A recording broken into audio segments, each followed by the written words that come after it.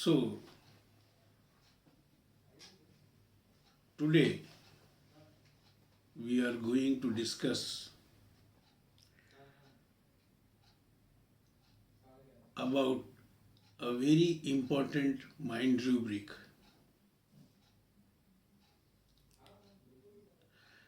which is very common nowadays.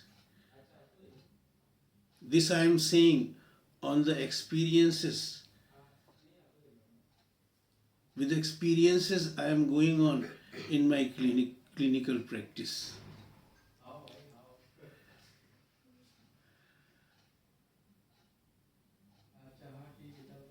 किस level पे जाके होम्योपैथी इंसान की मदद कर सकती है,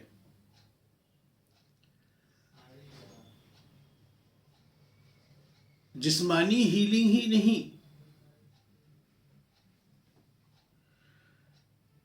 स्पिरिचुअल हीलिंग, सोशल हीलिंग, बहुत सारी हीलिंग में होम्योपैथी मदद कर सकती है। होम्योपैथी के ऊपर बहुत सारे लेक्चर्स आते हैं। लोग बाग homoeopathy is a very vast science, अलग अलग बताते हैं लोग बाग, ये चीज़ ऐसे क्योर हुई, ये चीज़ ऐसे क्योर हुई। इससे हमारा इनकरेजमेंट बढ़ता है। अप्रोचेस अलग अलग होती हैं सभी में। हम भी चूँकि वक्त नहीं मिल पाता, इसलिए आजकल कोशिश करते हैं कि ज़्यादातर बात करें अपने क्लिनिक के ही केसेस पर। जैसे कि हमने इससे पहले एक लेक्चर लिया था, क्वारलसम वाइफ, झगड़ालू पत्नी, झगड़ा करने वाली बीवी। उसमें हमने देखा था कि कैसे एक डिवोर्स की कगार पे पहुंच चुका रिश्ता होम्योपैथिक मेडिसिन से फिर से वापस हार्मोनी में आ गया, फिर से वापस रिकंसिलिएशन हो गया।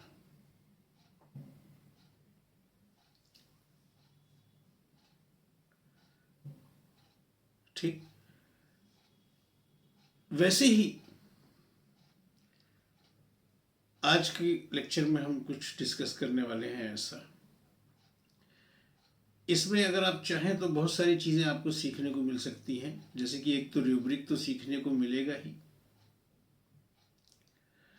ऊपर से मेडिसिन का एसेंस भी आपके समझ में आएगा, है ना। उसको उपयोग कैसे किया जाए, इजीली उसका यूज कैसे किया जाए, ये भी आपको समझ में आएगा।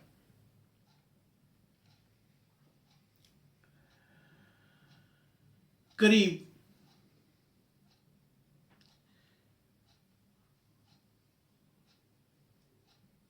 3 महीने पहले की बात है, 2-3 महीने पहले की बात है। एक मेरा बहुत पुराना पेशेंट आया। मेरा पेशेंट बनने से पहले भी, जब मैं अपने स्टूडेंट लाइफ में था, उस वक्त भी उससे जान पहचान थी। वो हमेशा मुझे एक सीनियर भैया ऐसे रेस्पेक्ट देता है। वो आया मेरे पास, बहुत परेशान था। अब वो अपनी प्रॉब्लम के लिए आया था, लेकिन जब उसकी मेंटल स्टेट हम पूछने लगे तो वो बताया कि वो दुखी है, उसको किसी काम में उत्साह नहीं आता, इंडिफरेंस सा हो गया है काम में, किसी भी चीज़ में। इवन इन वजहों से, इन चिंताओं से, इन ऐसा इंडिफरेंस हो रहा था कि उसका असर जिस पर भी पड़ रहा था, और उसकी सेक्सुअल एफिकेसी प्रभावित हो रही थी। इम्पोटेंसी जैसे असरात शुरू हो रहे थे। जब उसकी मेंटल स्टेट पूछे और पता चला कि वो क्यों ऐसा है, तो पता चला कि उसकी वाइफ 2 बच्चों की माँ है, 30-35 साल के आसपास उसकी उम्र है।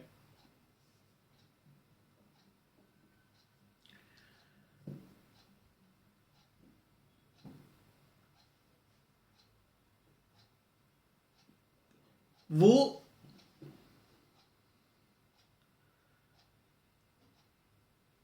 देखा होगा आपने, क्योंकि इंसान का लड़ने का ही स्वभाव है, लोगों को लगता है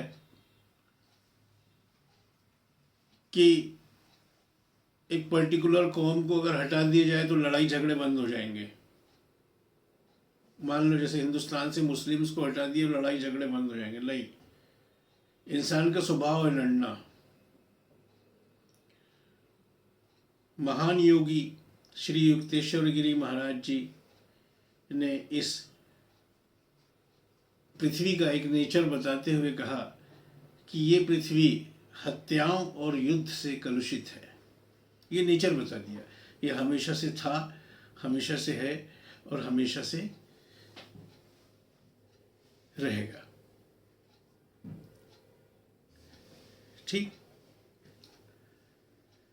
तो ऐसा हो जाएगा तो ठाकुर ब्राह्मण लड़ने लग जाएंगे, ऊंची जात नीची जात लड़ने लग जाएंगे। ठीक, तो है स्वभाव, लोगों को समझना चाहिए उस चीज का कि ये अनिवार्य हिस्सा है, ये स्वभाव है, ऐसा होता आया है और ऐसा होता रहेगा। This is one of the nature of our earth. ठीक, तो उसी प्रकार से वो क्रिश्चियनिटी से संबंध रखते हैं, क्रिश्चियन है। अब क्रिश्चियंस में भी एक पंथ निकल गया, एक नया। क्रिश्चियनिटी में ही जो पंथ निकल गया, जो चल रहे हैं, जैसे पहले रोमन कैथोलिक्स थे शुरुआत में, फिर कुछ लोगों को उनकी कुछ सिद्धांत पसंद नहीं आए तो उन्होंने अपना अलग बना लिया, प्रोटेस्टेंट्स, विरोधी, प्रोटेस्ट करने वाले कि नहीं। जैसे रोमन कैथोलिक्स का ये था कि भैया आपको ब्रह्मचारी रहना पड़ेगा, नन्स रहती थी वहाँ पे, इस तरीके से फादर्स रहते थे। प्रोटेस्टेंट कहते नहीं, हम दुनिया में रहते हुए भी, शादी करते हुए भी, बच्चे करते हुए भी, सब कुछ करते हुए भी हम ईश्वर की इबादत कर सकते हैं। They are Protestants. फिर एक और नया निकल गया, और हर कोई भी संगठन की आत्मा क्या होती है? कोई भी संगठन की आत्मा होती है विरोध। संगठन हमेशा किसी न किसी चीज के विरोध में ही खड़े होते हैं।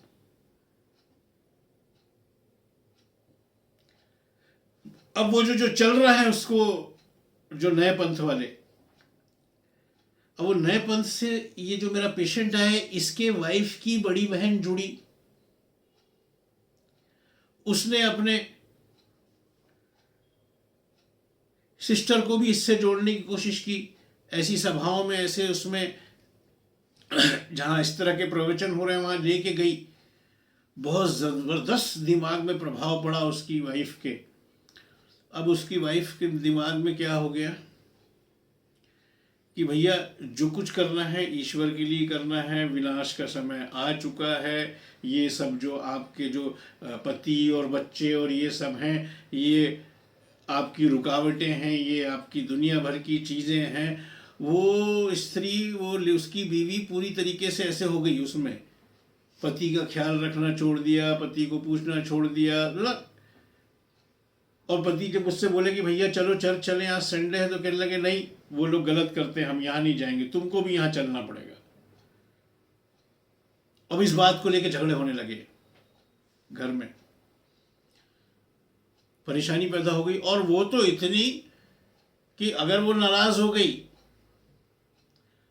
वो टस से मस नहीं होती, उसको समझाया नहीं जा सकता, रोने लग जाएगी, या तो बोलेगी कि मैं अब भी जा रही हूँ, मेरे को कोई मतलब नहीं, मैं जा रही हूँ अपने बच्चों को लेके, तुम दूसरी शादी कर लो अगर तुमको ऐसा है तो, मैं तो इस चीज को नहीं छोड़ सकती। What is going on here? क्या हो गया जब वो लेडी इस तरह के एक्सपोजर में आई? सारे अंधभक्त इसी कैटेगरी में आते हैं। आप देखना, वो करेंगे कि फलाना आदमी की जय। क्यों भाई, काय के लिए? कोई पूछ ले, किस लिए? अरे वो बहुत महान है। क्या महानता है भैया उसमें?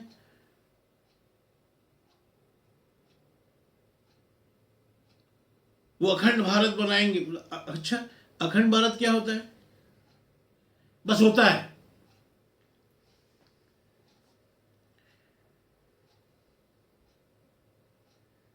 ऐसी जब बाबा राम रहीम को पकड़ा था पुलिस ने, तो मैं टीवी में देख रहा था, एक लेडी उनकी भक्त कह रही थी कि हम हिंदुस्तान को नाखिर, कहाँ हिंदुस्तान में खड़ी हुई है, हिंदुस्तान की ईंट सीट बजा देंगे, हिंदुस्तान को नाको चने चबवा देंगे, हिंदुस्तानी हिंदुस्तान के अंदर खड़ी है। सी व्हाट इज दिस, ये हो क्या रहा है?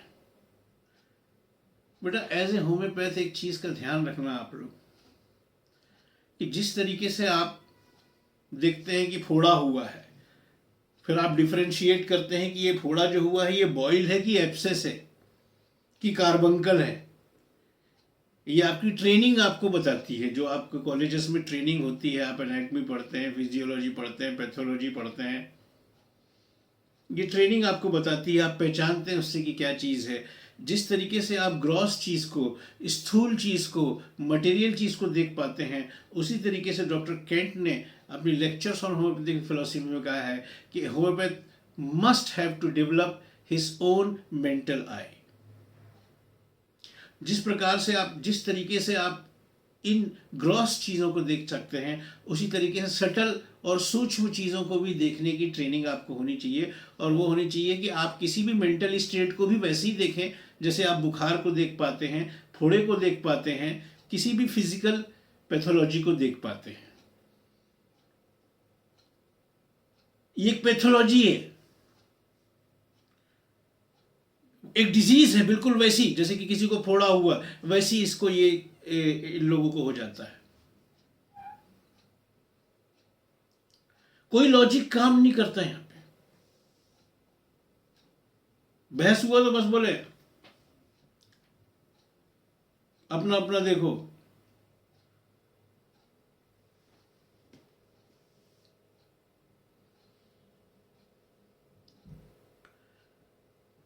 ठीक, ये चल रहा भाई, क्या करूं भैया।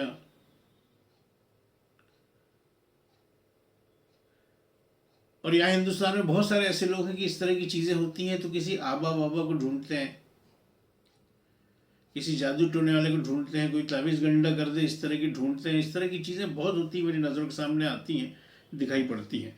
But how homeopathy can help here, सवाल ये है। कोई क्या करता है यहाँ पे, ये सवाल नहीं है। यहाँ सवाल ये है कि आपकी ट्रेनिंग का, कि आपको ट्रेनिंग हो कि किस तरीके से आप कितने डीप जाके, किस लेवल पे जाके आप हेल्प कर सकते हैं किसी की। ठीक, तो ये क्या हो रहा है उसको, मैंने बोला तू चिंता मत कर, तू फिक्र मत कर, अपन कोशिश करते हैं, मैं जो दवा दे रहा हूँ उसको दे देना, पानी में मिला के दे देना, चाय में मिला के दे देना, जिस भी चीज़ में, दूध में मिला के दे देना, किसी भी चीज़ में मिला के दे देना।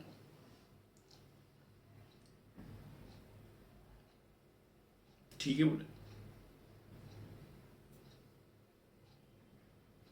तो आप समझे एज ए होम्योपैथ कि ये हो क्या रहा है, ये कौन सी बीमारी है। ये अंधभक्ति कौन सी बीमारी है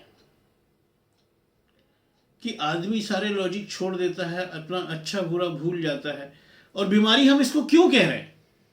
आप तो कह सकते हैं कि भैया नहीं, वो तो विश्वासी आदमी है, उसको तो बहुत गहरा विश्वास है किसी चीज पे, और किसी के भी यकीन और किसी के भी विश्वास की हमको इज्जत करनी चाहिए, वी मस्ट रिस्पेक्ट।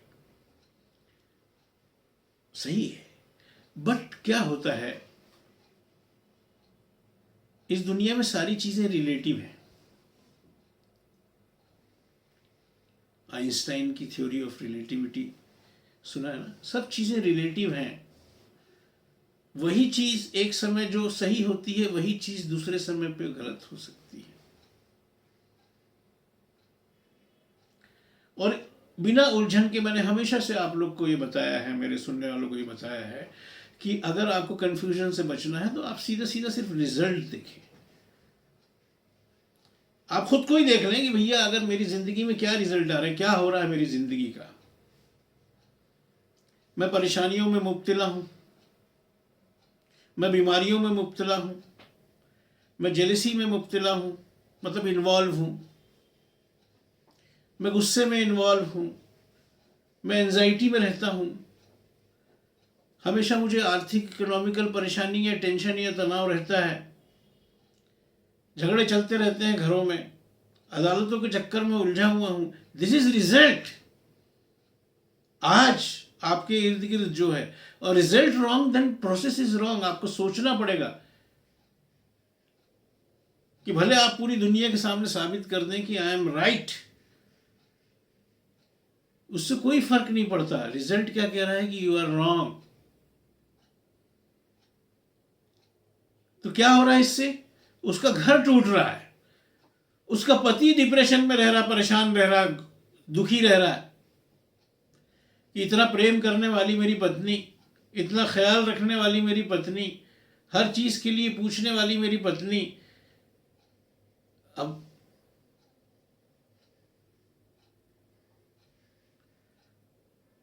हाँ, यही अगर वो किसी चीज में इन्वॉल्व हुई होती,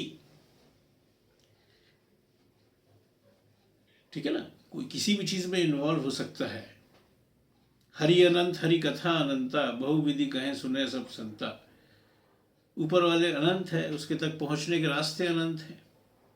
हाँ, वो किसी भी चीज में इन्वॉल्व हुई होती, उससे उसके घर की प्रॉस्पेरिटी बढ़ रही होती, उसके पति और बच्चे बहुत खुश रहते, वो चीज उसको प्रेरित करती अपने सारे हक, अपने सारी जिम्मेदारियां पूरी करने के लिए, और वो अच्छे से कर पाता।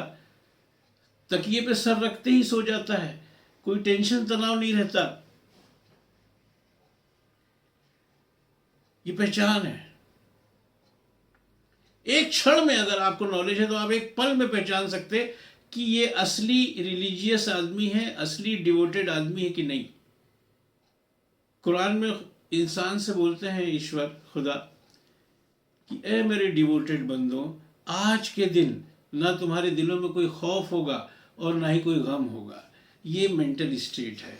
इस मेंटल स्टेट का आदमी अगर मिल जाए जिसके दिल में कोई डर नहीं है अभी, आज अभी इसी वक्त, या कोई गम नहीं है, वो पूरी तरीके से जो भी घट रहा है उसके साथ हार्मनी में है, कोई विरोध नहीं है, तो वो है डिवोटेड आदमी। रिजल्ट बताता है। तो यहां पे सब गड़बड़ झाला हो रहा है, परेशानी हो रही, घर टूटने के कगार पे आ गया। ये कौन सी स्थिति है, कौन सी मानसिक बीमारी है? तो अपन समझेंगे इस चीज को। हमारे पास एक रूब्रिक है, अपनी सिंथेसिस रिपोजिटरी खोलें।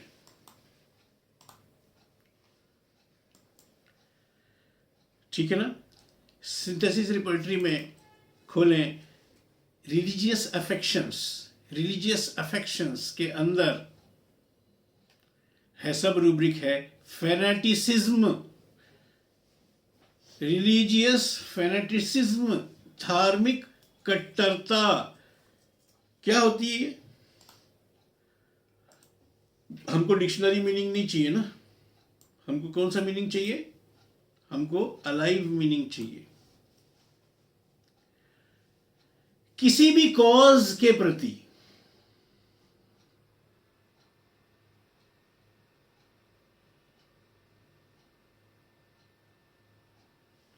ठीक है ना, फेनेटिसिज्म। अब मैं सिर्फ फेनेटिसिज्म का बात कर रहा हूं, वो कॉज कुछ भी हो सकता है। अब देखो, जैसे हमारे क्रांतिकारी थे, महान क्रांतिकारी, रिवॉल्यूशनरीज, भगत सिंह, श्री शहीद भगत सिंह, उनका नाम हमेशा इज्जत से लिया करो, चंद्रशेखर आजाद। ये एक कॉज को लेके, आजादी, हमको आजादी हासिल करनी है, उस कॉज के लिए उनको इतना एक्सेसिव एंथुजियाज्म था या इतना इंटेंस डिवोशन था कि वो उसके लिए किसी भी कुछ भी कर सकते, मरने मारने से भी पीछे नहीं हट सकते। तो किसी भी कॉज या किसी भी आइडिया, किसी भी विचार को लेकर अगर किसी में एक्सेसिव एंथुजियाज्म है, हद से ज्यादा उत्साह है,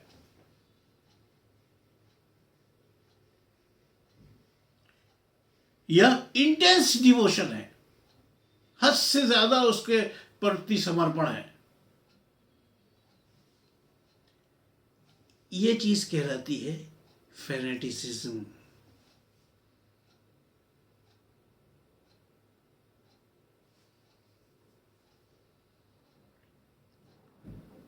समझ में आया? और यही अगर धार्मिक हो जाए। अच्छा, फेनेटिसिज्म, मैंने बोला सब चीजें रिलेटिव होती हैं। हमारे क्रांतिकारियों को जो फेनेटिसिज्म था, उसका रिजल्ट क्या आ रहा था? पॉजिटिव आ रहा था। अंग्रेजों के अंदर डर पैदा हो रहा था, दूसरे लोगों को भी प्रेरणा मिल रही थी फाइट करने की। अब यहीं पे आप देखो कि किसी के साथ भी जुड़ सकता है। कई लोग होम्योपैथी में भी कई अप्रोच हैं, जुड़ जाते हैं किसी एक आइडिया के साथ। माइंड मतलब नहीं, बस माइंड ही तरीका है, बाकी सब बकवास।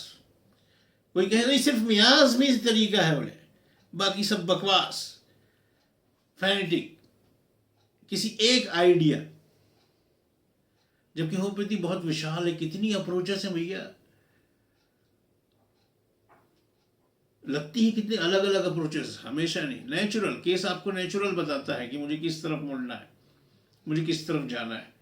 तो हमारे पास एक रूब्रिक है, रिलीजियस फेनेटिसिज्म, धार्मिक कट्टरता। अब देखो, एक जगह जहां क्रांतिकारी केस में बताया था ये पॉजिटिव हो गई, और एक जगह जब मैं होम्योपैथी के केस में बताया तो ये नेगेटिव हो रही। रिलीजियस अफेक्शंस के केस में बताया तो नेगेटिव हो रही।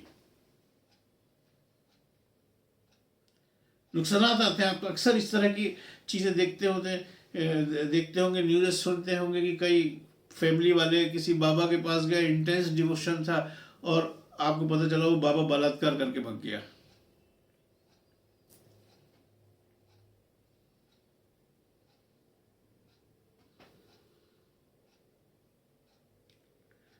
ठीक, तो ये केस जो अपने पास आया, ये था रिलीजियस फेनेटिसिज्म का। आजकल बहुत मिलता है।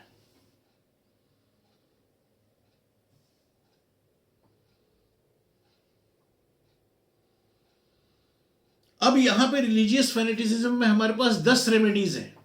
We are having 10 remedies.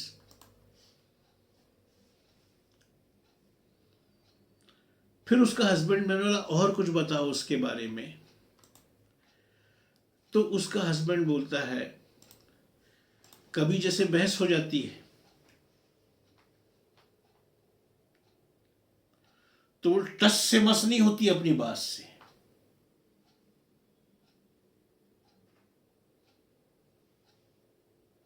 बातचीत बंद हो जाएगी तो बंद, तुम्हारी ऐसी तैसी कर, बोले 3-4 दिन बाद मैं ही करता हूं कि भैया मैं ही बात कर लूं।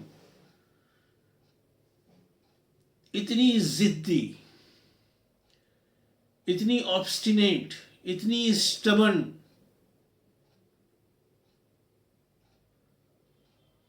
और उसका हस्बैंड बहुत समझा, नहीं भाई अपना ऐसा है, बच्चे हैं अपने को, अपना इतना अच्छा सब चलता आ रहा, अपन जाते हैं संडे के संडे जाते हैं, बढ़िया प्रेयर वेयर कर। नहीं, बोले वो सब गलत है,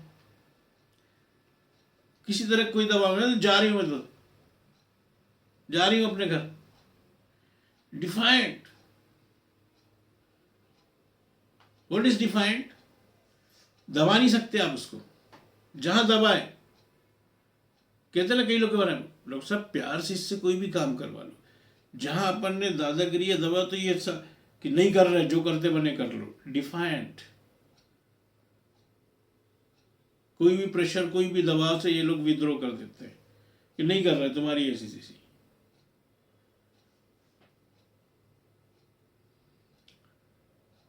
ठीक, अब ये करके हमारे पास 3 रेमेडी आई ये जिद्दपन और रिलीजियस फैनेटिसिज्म में, सल्फर, थूजा एंड स्ट्रामोनियम।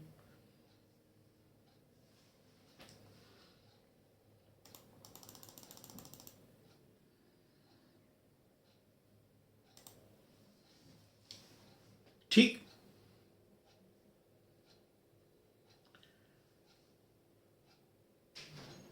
पहले उसको सल्फर दिया गया, पहले उसको सल्फर दिया गया। तो सल्फर देने के बाद जब हमने उसको सल्फर दिया तो कोई डिजायर्ड रिजल्ट नहीं आया जैसा हम चाह रहे थे।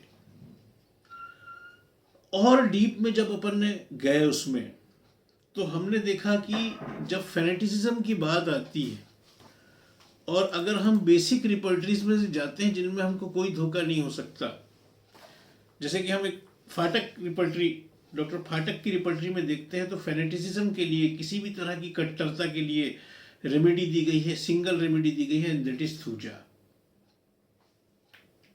फिर मैंने अपने पुराने एक्सपीरियंसेस कलेक्ट किए। देखो ये तो बड़ा केस था, आपने अक्सर सुनते आए होंगे, ध्यान दो इस बात पे, थूजा जब फर्स्ट ईयर में भी पढ़े होंगे तो आप सुने होंगे फिक्स्ड आइडियाज। फिक्स्ड आइडियाज क्या होते हैं? फिक्स्ड आइडियाज किसी को नहीं मालूम।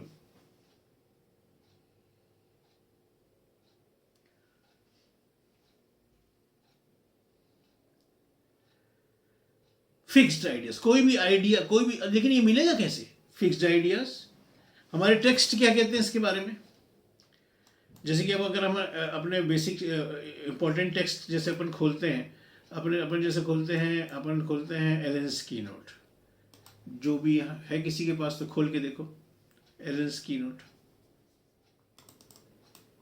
एलेन्स की नोट में जाओ, थूजा में के बारे में एलेन्स की नोट में डॉक्टर एलेन्स लिखते हैं फिक्स्ड आइडियाज। अब यहां फिक्स्ड आइडियाज का जो इनने एग्जांपल्स दिया है, इसकी खाली आत्मा समझने की कोशिश करना, ये नहीं पकड़ लेना कि बिल्कुल ऐसे ही मिलेगा।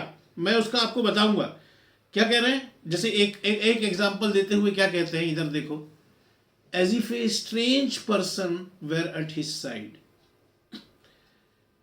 लोग उसको पागल भी बोलने लगते होंगे कि उसको हमेशा क्या एक लगता है, उसको ऐसा महसूस होता है कि कोई अजीब आदमी उसके बाजू में खड़ा है, जबकि कोई होता नहीं, उसको खाली ऐसा लगता है। एक तरह का डिलूजन, एक तरह का विचार जो दिमाग में बैठ गया है। कोई कुछ भी बोल सकता है कि मुझे हमेशा ये फील होता है कि लोग मुझे देख रहे हैं कहीं से, कोने से छुप छुप के।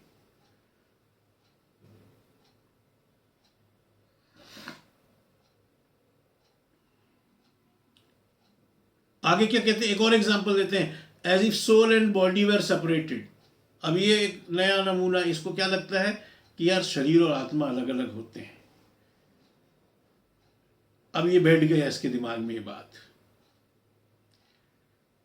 एक और एग्जांपल दिया है, as if a living animal in abdomen. उसको ऐसा फील होता है कि कोई जिंदा जानवर पेट के अंदर है। ये भी एक तरह का विचार, एक तरह का डिलूजन जो बैठ गया दिमाग में। और क्या दिया है, of being under the influence of superior power. वो किसी सुपीरियर पावर के इन्फ्लुएंस में, प्रभाव में है। कैसे पता चलेगा भैया?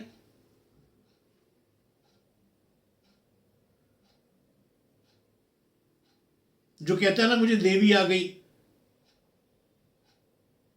Under the influence of some superior power. अरे मेरा कैसे कुछ बिगड़ सकता है?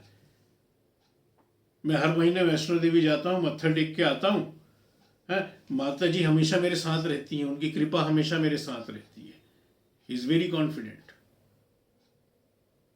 एक फिक्स्ड आइडिया बैठ गया। इसको अपने हिसाब से समझो ना। एक केस बताता हूं पुराना,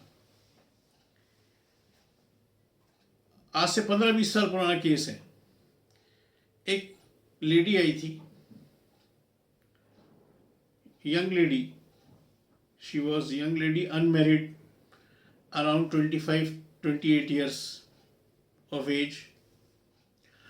उसको उसके ब्रेस्ट में लंप था, गठान था, वो उसके लिए आई थी। जब मैं उसका केस ले ही रहा था, तो मैं उसको जब खाने पीने के बारे में बता रहा था,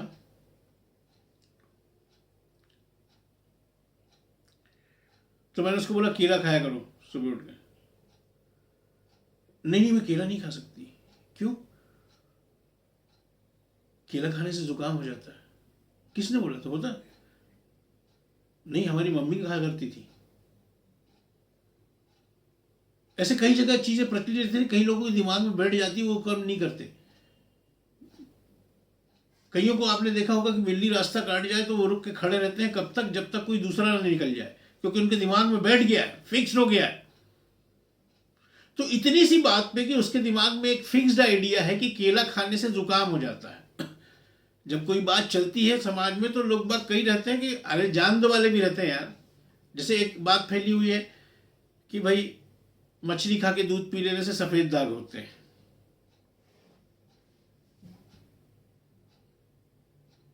नहीं पीते कई लोग, कई लोग पीते हैं। अरे पी लिया यार, और होता भी नहीं कुछ। कई लोग लेते ही नहीं है। दूध पी लिया, मछली खा ली तो फिर दूध नहीं पीना है 2-3-4 घंटे तक। क्यों? हुआ होगा किसी को, प्रोटीन है, रिएक्ट कर गया होगा किसी के अंदर। लोग बाग अलग अलग होते हैं, इंडिविजुअल होते हैं। ऐसा लेने के बाद किसी को हो गया होगा, उड़ गई हवा, अरे ऐसा किया था तो ऐसा हो गया। अब वो बात चली और चलते चलते वो फैल गई। और कई लोगों ने जो साइकोटिक मियाज्म वाले थे, साइकोसिफिलिटिक मियाज्म वाले जो थे, उनके दिमाग का बैठ गए। नहीं, अब वो उसको बिल्कुल मान के चलते हैं कि नहीं। और ऐसा, ये इतना स्ट्रांग बिलीव होता है कि ऐसा हो भी जाता है। बिलीव, यकीन सबसे बड़ी ताकत होती है इंसान की।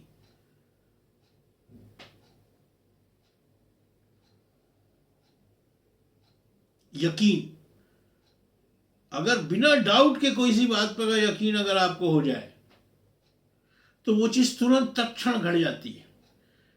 फॉर एग्जाम्पल, मैं नेशनल ज्योग्राफिक में देख रहा था चैनल में, उस आदमी के हाथ में कंकर रखा, मुट्ठी बांधने को कहा और उसको हिप्नोटाइज किया गया। हिप्नोटाइज करने पे कॉन्शियस माइंड सो जाता है, सबकॉन्शियस माइंड सामने रहता है।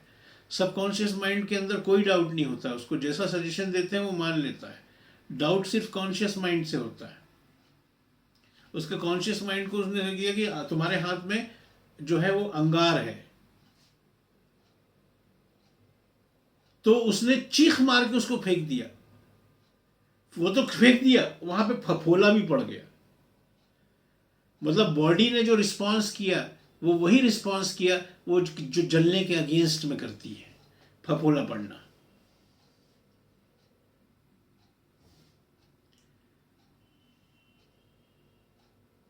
ठीक है ना। संतों का जो एनलाइटेंड हो जाते हैं, उनका अंधेरा मिट चुका होता है। वो एनलाइटेंड उनको कहा ही इसलिए जाता है कि डाउट खत्म हो गया, अब डाउट नहीं है। उनके लिए ईश्वर कोई कल्पना नहीं है, वो अनुभव है उनका, है ना। इसलिए ऐसे लोगों के मुंह से जब निकल जाता है जा हो जाएगा, तो वो चीज हो जाती है, बिकॉज वहां पे डाउट है ही नहीं। तो इतनी सी उस लड़की की बात पे कि केला खाने से जुकाम हो जाता है इसलिए केला नहीं खाऊंगी,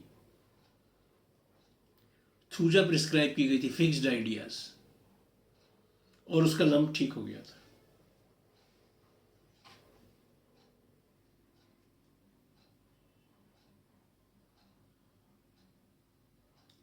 तो ये फिक्स्ड आइडियाज की इंटेंसिटी को ध्यान में रखते हुए उस लेडी को थूजा 10M, वो जो आया था उसकी वाइफ को प्रिस्क्राइब की गई। अभी वो प्रिस्क्राइब किए हुए वो हर 2-3 हफ्ते में मेरे को वो देता था फॉलोअप। जब सूर्य देने के बाद 2-3 हफ्ते बाद फॉलोअप दिया तो बोले अभी तो बीच में जब दवा दिया था उसके 1-2 दिन बाद तो घर से चली गई थी झगड़ा करके, बच्चों को लेके जा रही हूँ, अब आऊंगी नहीं। लेकिन 2-3 दिन बाद वापस आ गई खुद ही, जो कभी झुकती नहीं थी। और बोले कि अब काफी ठीक से रह रही है, लेकिन अभी कभी इस बात पे बहस होती है तो गुस्सा हो जाती है, रोने लग जाती है। लेकिन जैसे 1.25-1.5 महीना गुजरा, इतना खुश आया वो, तुम्हारे सामने की बात है। बोले मेरी वाइफ बिल्कुल जैसे पहली थी वैसी हो गई, नॉर्मल, बीमारी खत्म, दिमागी फोड़ा समझ लो इसको, खत्म, सूख गया, इंटेलिजेंस फ्री हुआ। ये डिल्यूजन्स क्या करते हैं, आपके इंटेलिजेंस को क्लाउड कर लेते हैं, और सही गलत की आपकी जो वो रहती है समझ, वो क्रिपल्ड हो जाती है। फिर आप ऐसे काम करते हैं जो खुद के लिए और दूसरों के लिए नुकसानदायक होते हैं। उसका इंटेलिजेंस उसने अपना देखा, नहीं यार मैं आपकी यार फालतू की बातों के चक्कर में आके मैं अपना घर संसार खराब कर रही हूँ, है मेरे बच्चे हैं, उनकी एजुकेशन है, ये है वो है, सब अब दिमाग में आने लग गया।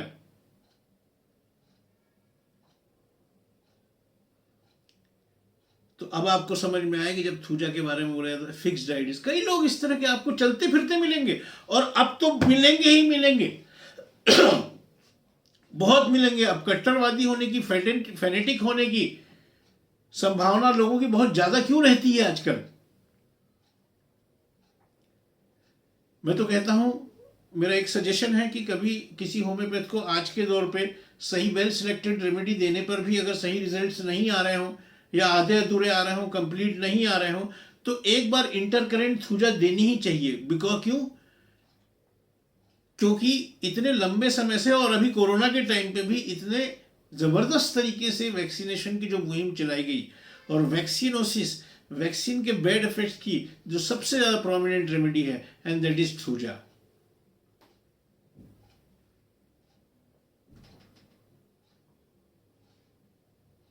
तो अब आपको समझ में आया उसकी, मैं इसलिए कह रही, ये मत समझो कि ये लोग एग्जाम्पल क्या दे रहे हैं कि कोई अजीब आदमी मेरे बाजू में चल रहा है, बॉडी और सोल जो है अलग अलग है, ऐसे नहीं। इसको जैसे मैंने अपने केस में बताया, कोई फिक्स आइडिया समझो, कोई चीज दिमाग में बैठ गई, नहीं ऐसा होता है।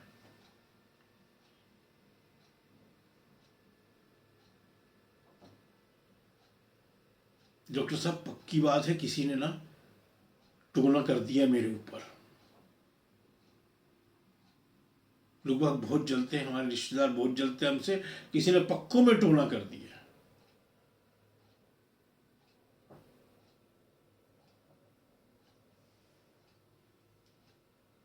इसी डर में सूख जाते हैं।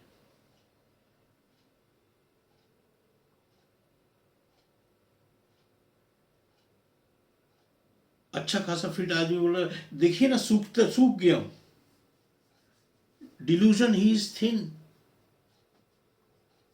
सूखता जा रहा हूं, यानी कि अभी फिक्स नहीं है चीज, गेटिंग थिन, सल्फर,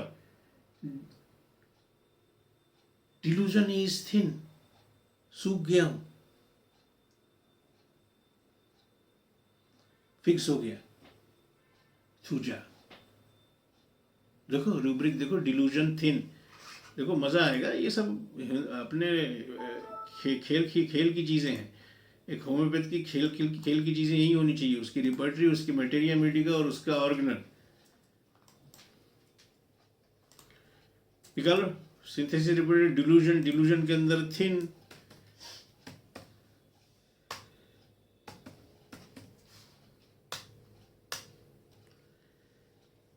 है ना, body is thin, thuja, he is getting thin, sulphur. तो फिक्स्ड आइडियाज समझ में आया है, यूज करोगे तो बहुत सारे लोगों को बहुत सारी चीजों में आराम दे पाओगे। तो हमारी होम्योपैथी ने एक और घर टूटने से बचा लिया। ठीक है, तो इसको इस तरीके से आप समझें। फिक्स्ड आइडिया जो आप सुनते आ रहे हैं, यहाँ पे आपको एक मेडिसिन का एक खास एसेंस पता चला, एक रूब्रिक, इंपॉर्टेंट रूब्रिक की जानकारी हुई, जो आजकल बहुत कॉमन है। आजकल कट्टरता किसी भी प्रकार की बहुत कॉमन है। ये जो आप देखते हैं कि धर्म के नाम पे मार हो गई, पीट हो गई, किसी को वो कर दिया। और एक आदमी, आपने देखा होगा हिंदुस्तान में, वो कोई पुलिस वाला था, वो किसी एक आइडिया या विचार का कट्टर समर्थक था, वो ट्रेन में मारते फिर रहा था एक खास कौम के लोगों को, गोलियों से उड़ा दिया 4 5 6 लोगों, निर्दोष लोगों को, क्योंकि वो एक खास कौम के हैं। क्यों? क्योंकि वो एक आइडिया के प्रति, एक विचार के प्रति ऐसा डिवोशन, ऐसा इंथुजियाज्म, फैनेटिक बिल्कुल एकदम, कि उसकी सही सोच समझ खत्म हो गई। और वो क्या कर रहा है, इससे क्या कर रहा है। अब देखो, वो बेचारे तो मरे ही निर्दोष लोग, ये भी हम जेल में चल दिए, नौकरी भी छूट गई, जेल में चल दिए, पागल खाने में भर्ती करने की नौबत, हुआ नुकसान। Result is wrong, then everything is wrong. ठीक, चलो, तो इसको अच्छी तरीके से रिवाइज करो, सुनो, समझो, अलर्ट होके बैठो केस लेते टाइम। कब मिल जाएगा आपको पता नहीं। वो लड़की चलते चलते बोली थी कि नहीं नहीं नहीं नहीं, मैं केला नहीं खा सकती, केला खाने से तो जुकाम हो जाता है। अच्छा, तुमको होता? नहीं नहीं, हम तो शुरू से सुनते आए, हमारी मम्मी कहा करती थी, खाना ही नहीं। और वो सच में खाएगी ना तो हो जाएगा उसको।